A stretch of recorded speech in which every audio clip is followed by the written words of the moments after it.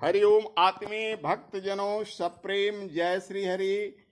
आज आपके सामने भगवान श्री हरि विष्णु के मंदिर में आज का प्रवचन का विषय है सगा से दगा नहीं। सगा कहते हैं किसको? अपने भाई को।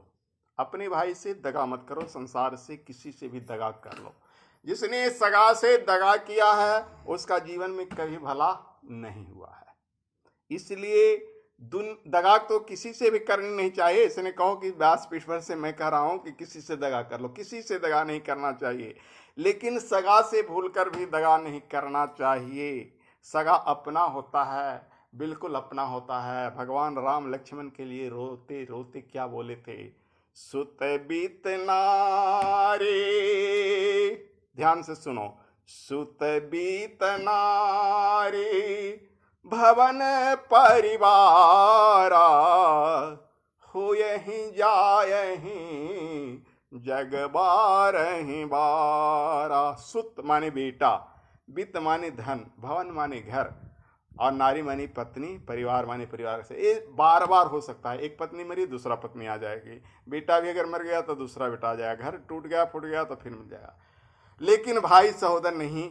इसलिए लक्ष्मण से कहते हैं अस बिचारी, रो रो कर कहते हैं, आंखों से आंसू आ जाता है उस प्रसंग को जब याद करते हैं।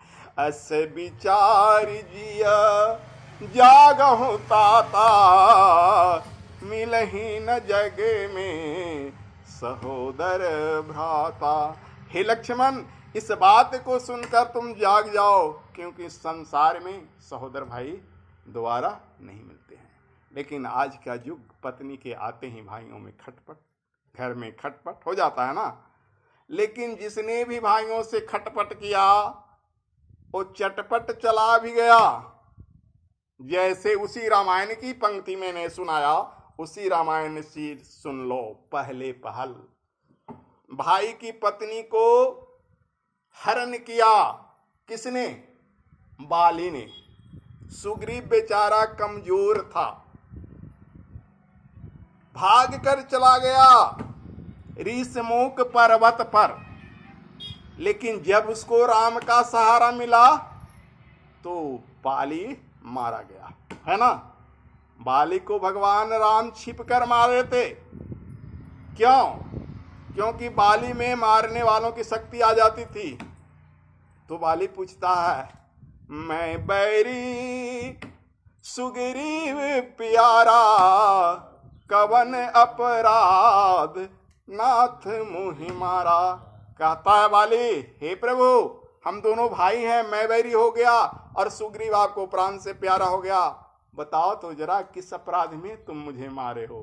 तो भगवान कहते हैं, अनुज बधो भगनी सुत नारी, रे सठ ए कन्या समचारी। इन्हीं बिलो के कुदृष्टि जोई, ते बधे तनिक पाप न होई। अनुज बधू, भाई की पत्नी, बेटे की पत्नी, अपनी कन्या, अनुज वधू भगनी, भगनी माने बहन, ये चार गो बेटी के समान होता है। इनके ऊपर जो भी बुरा दृष्टि डालता है उसको मारने में कोई पाप नहीं होता है। तो इसलिए हे बाली, मैं तुमको पाप के कारण मार रहा हूं। वहां मारा गया। अब आगे बढ़िए, उसी रामायण का प्रसंग मैं देता हूं। रावण अपने छोटा भाई विभीषण को लात से मार के लंका से निकाल दिया, है ना। विभीषण साधु और संत था, लेकिन अच्छे बात के लिए वो बार बार समझाता था, हे भैया आप सीता को दे लाइए, हे भैया आप सीता को दे लाइए, सीता लंका के लिए काल है। लेकिन रावण को नहीं सुहाया, मार दिया। विभीषण अगर राम से नहीं मिला होता तो रावण पर राम की भी विजय नहीं होती, क्योंकि उसके नाभि में अमृत कुंड था। जब जब भी रावण को लगती थी बाण तो जिंदा हो जाता था, उसको 20 भुजा और 10 सिर आ जाता था। उसने ही बताया कि इस नाभि में उसका अमृत कुंड है, वहीं बाण मारिए। तो तुम अगर सगा भाई के साथ दगा करोगे तो तुम्हारा भाई तुम्हारा राज जानता है, वो बताएगा। इसलिए किसी के साथ दगा न करो, भाई के साथ बिल्कुल दगा न करो। ये तो रामायण की प्रसंग हुई कि विभीषण के साथ रावण ने दगा किया, रावण मारा गया। अब चलो महाभारत की प्रसंग बताता हूं। कौरवों ने पांडवों का आधा राज नहीं देना चाहा। भगवान कृष्ण समझौता में गए, बोले है न्याय अगर तो आधा दो, इसमें भी बाधा तो दे दो, केवल 5 ग्राम रखो अपनी धरती तमाम। अरे दुर्योधन, बंटवारा में आधा होता है, भाई का अपना हिस्सा आधा होता है। अगर न्याय हो तो आधा दे दो, लेकिन तुम्हारे पास बेईमानी छल प्रपंच है तो सिर्फ 5 गांव दे दो। हमारे पांडव 5 गांव में 5 भाई मस्त रह के खा लेंगे। लेकिन दुर्योधन वह भी दे न सका, आशीष समाज का ले न सका, उल्टे हरि को बांधने चला, जो था असाध्य साधने चला। दुर्योधन उल्टे भगवाने को बांधने चला, कारे ला जंजीर कृष्ण को बांधते हैं। तो कृष्ण तो भगवान थे ने, उन्होंने कहा हाँ हाँ दुर्योधन बांध मुझे जंजीर, सदा जंजीर बढ़ाकर बांध मुझे।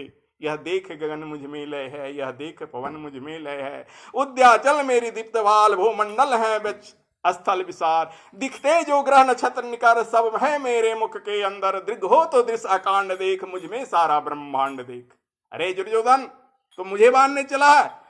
मेरे अंदर ही तो सारी सृष्टि है, सारी देवताएं हैं, तुम भी मरे हो, पांडव भी मरे हैं, आकर के दिखा दिया कि सब मारे गए हैं, होगा ही। इसलिए बस इतना ही जानो कि भविष्य में जिसने भी सगा के साथ दगा किया है उसका अंत होता है, चाहे वो कितनों ही सगा कमजोर क्यों नहीं हो। इसलिए किसी को कमजोर नहीं समझना चाहिए, क्योंकि कबीरदास ने लिखा है कि तिनका कबहु न निंदिए, जो पायंतर होय, कबहु उड़ी आखिन परे, पीर घनेरी होय। एक तिनका की भी निंदा नहीं करना चाहिए जो तुम्हारे पैर के नीचे है। कब वो आंख में उड़कर पड़ जाएगा, तेरा आंख लाल हो जाएगा, फूट जाएगा या दर्द करेगा। इतना ही नहीं, एक छोटी सी चींटी जब सूंड में चली जाती है ना हाथी का, तो हाथी मर जाता है। इसलिए संसार में बलहीन कोई नहीं है, शक्तिहीन कोई नहीं है, सबको अपना हक मिलना चाहिए। सगा से कभी दगा नहीं करना चाहिए। जय श्री मित्रों, हरिओम तत्सत।